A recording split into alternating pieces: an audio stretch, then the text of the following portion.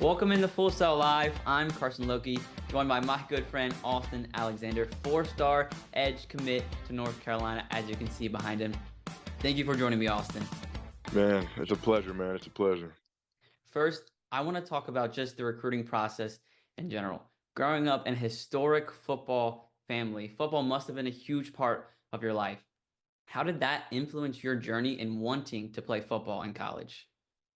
Yeah, growing up, you see your family members, whether it's playing high school football, whether it's, college and you hear about, my uncle Sean Alexander, watching football with my family.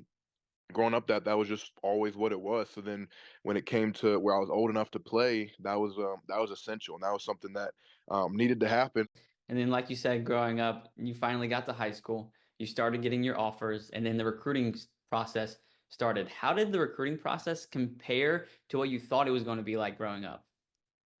Yeah, growing up, you don't really know what that looks like what offers are or how that even comes. So you kind of just think they just like fly into your house and then just like offer you. And that's not how it really works. It's a very complex process. And it's much more difficult than kind of just that idea you have growing up. But a lot of calling, a lot of film sharing, a lot of social media presence, traveling. Those were all things you didn't necessarily account for, as you're a kid, just thinking about it. You brought up some of the things you didn't think was going to happen during the recruiting process. What was one of the craziest experiences you had during the process? In the process of a team wanting you, they just throw a lot of different people at you. So just in general, meeting like Nick Saban is crazy, and then being at when I went to Alabama, getting to meet like Clinton Dix and some of their like Joe Namath. I was at like the Kentucky game, and I was. Getting to talk to Waka Flocka.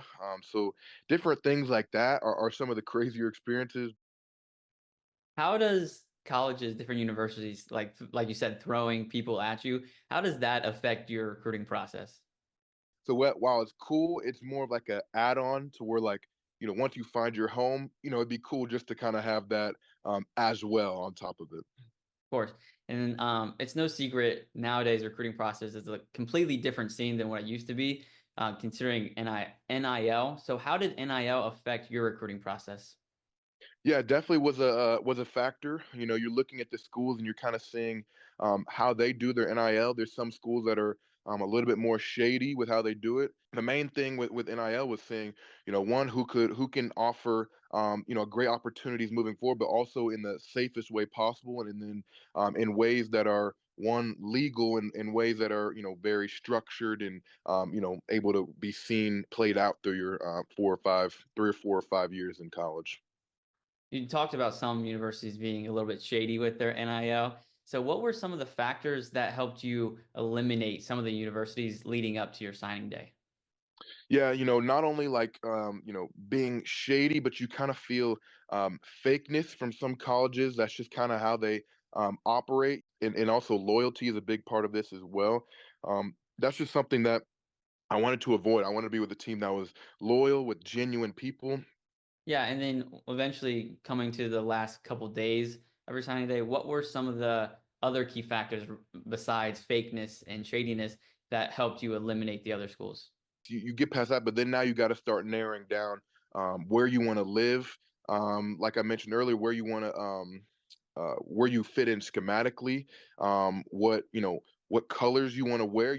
Now these factors start you can start putting in how good their branding is, how these those other things start to matter more once you get past the loyalty and vagueness part, because that's a very key thing is when you're there. But then now you can think about some of the external factors. For those that just joined, I am joined by four-star North Carolina commit Austin Alexander. Thank you, Austin. Just a few more questions for you. So we actually went to church together back in Cincinnati, and I know you're a huge Christian. I know God is a huge part of your life. And the first ever offer you got was from Liberty University, a Christian university. And your sister, Malia, also plays basketball at Liberty. So what was it that helped you decide North Carolina besides Liberty? The staff that was there was Hugh Freeze. who's currently at Auburn now. So that played a huge part. Just with Hugh Freeze left, even though I was very high at them at the time, even though I had some bigger offers, but Liberty's just such a strong rock of a school. It's something that definitely piqued my interest. But then once he left, Caldwell came in with the new staff, and they really just didn't recruit me for about a year, and they thought they couldn't get me. They thought, just with some of my bigger offers, that wasn't like something they could get. By the time I'm starting to wrap up and really narrow down and get towards my decision, then they wanted to start calling and kind of get to know me, which I ended up, really liking that staff. But it was too late. I had, there was 3 or 4 schools that I had relationships with for like a year and a half now, and they're coming in last second. While they had offered a lot of things that I, loved, these relationships were something that I, couldn't just back on now because of this school coming in late. So, they kind of hurt themselves, just with, not coming in strong, staying recruiting me, but that's really some of the reasons why they couldn't pull it out though. And I completely understand that. And now you're a Mhm. few days away from signing day. What were the key factors that help you compete, not compete, decide to go to Chapel Hill and play for the Tar Heels?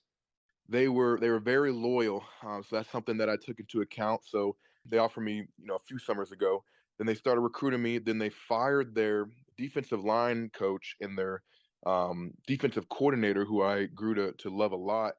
But even with that, the head coach instantly flew the defensive coordinator out to my high school to let me know that they're very interested and that I'm one of their top guys. So knowing that was a huge thing going forward. And then from there, knowing that they have the loyalty of the parts of having great colors, having a great NIL system, having incredible coaches, their new defensive coordinator, I love as well. And then also loving their team chaplain, man, I could just feel the Holy Spirit coming off of him. So all these factors came together, and just wanted to rock that baby blue. Growing up, that's just everyone sees the blue, and everyone to a certain extent loves it in their heart, no matter who they cheer for. And just all that came together, and it just lined up to be a great opportunity to also get on the field early. So all those came together, and it kind of leads me to where I am now. I completely understand that. And earlier you brought up your family, and like I said, we're from the Cincinnati area, and obviously North Carolina is in North Carolina and Chapel Hill. And I know how important family is to you. So how did that affect your decision to go to North Carolina, knowing you would have to move away from them? For most options, you're going to have to go away. So that kind of mindset was always brewing, knowing that I'd have to mentally prepare for that. But luckily, I have my sister's only 2 hours away actually. So while it's not on the campus like Liberty, it's only 2 hours away. And then my Uncle Sean, he actually lives about I think 3 hours away and has a house at Liberty as well. So that they're only 2 hours away too. There's a good amount of family over there, and then knowing that my parents will go anywhere, all combines for a great opportunity to be able to still see family a good amount. Mm. And you brought up Sean Alexander, your uncle, and obviously he was a star running back at Alabama, and then also played in the NFL with the Seahawks. How did Sean have an impact on your decision through the recruiting process?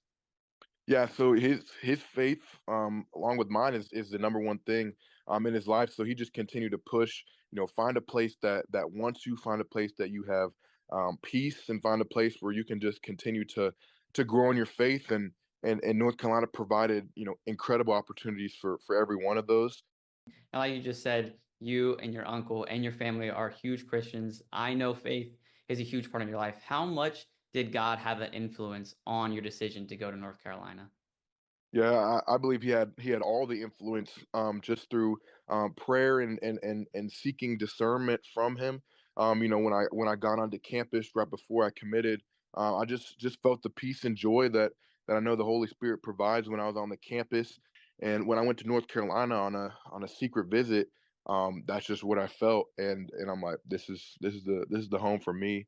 Well, I just want to congratulate you on the decision to go to North Carolina. Thank you so much for joining me and answering all these questions and talking to me for a little bit.